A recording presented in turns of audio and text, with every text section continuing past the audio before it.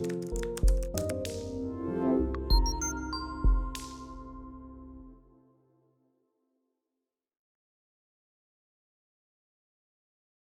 morning and welcome back to 7 a.m. English. Today we have a very special episode. We will discuss the two most difficult and most complicated tenses in English, and we'll do them together. The future perfect and the future perfect progressive tense. Even though the formula for these two tenses, which you see on screen, looks scary, honestly, they are quite easy to master once you understand the time reference used. Both of them only have one or two uses and are very rare in actual spoken everyday English. Let's start with the future perfect tense. It's used to show an action that is predicted to finish before another action or an event in the future. The future perfect is easiest to explain with a story. Imagine you want to travel to France. Well, maybe you have been there already, maybe you haven't. It doesn't matter. You really want to go to France. And for this trip, you need $2,000. Every month, you can save $100. So you will need 20 months to save $2,000. But just to be on the safe side, you give yourself a 2-year deadline.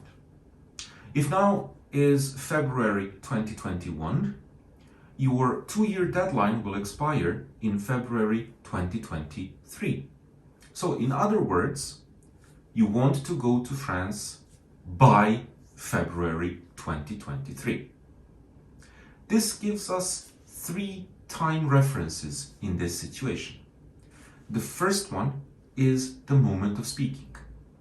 The second one is the moment of finishing saving enough money.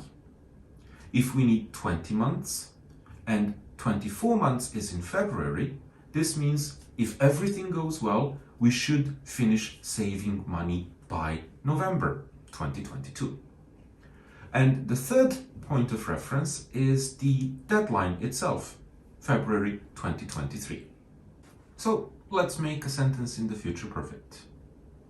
By February 2023. By means this is your deadline. I will, you're using will because the whole story is in the future from your current point of time reference, which is the moment of speaking. Have saved. Now you're using have saved because when the deadline comes, this action will already be finished.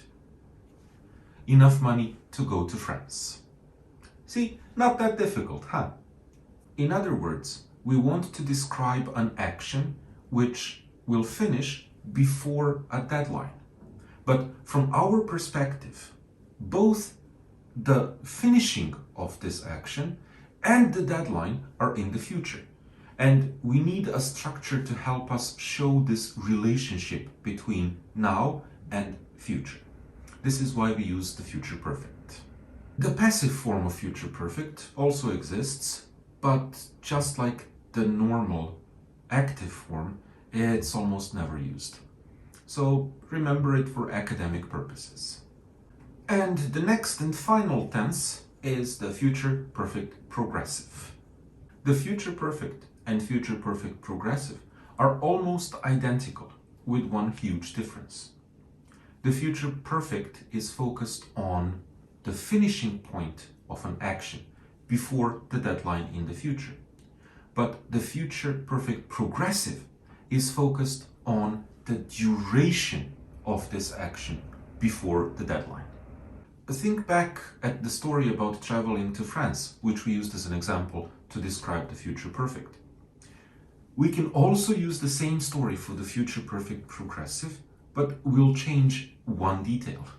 By February 2023, I will have been saving money for 24 months.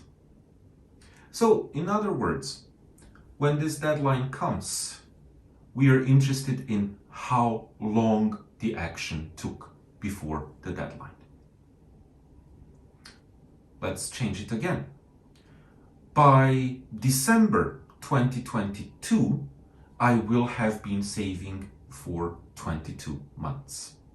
One final point to make is that for non-progressive verbs, as always, we would have to use the perfect form of the tense. And finally, the passive form. If you take a look at it on the screen, do I really need to comment? Okay, we have now officially finished talking about all 12 English tenses. I hope it was at least a little bit helpful to you. And if you would like to read a little bit more about English tenses, please consider buying my booklet. It's available on Amazon in most countries. I'll put a link in the description. And thank you very much for following this series until now. Next time, we will talk about the pseudo-tenses, or structures which look like tenses but are actually not. And after that, we'll talk about some of the more confusing structures of English. Thanks for being with me all this time, and I will see you in the next video. Goodbye.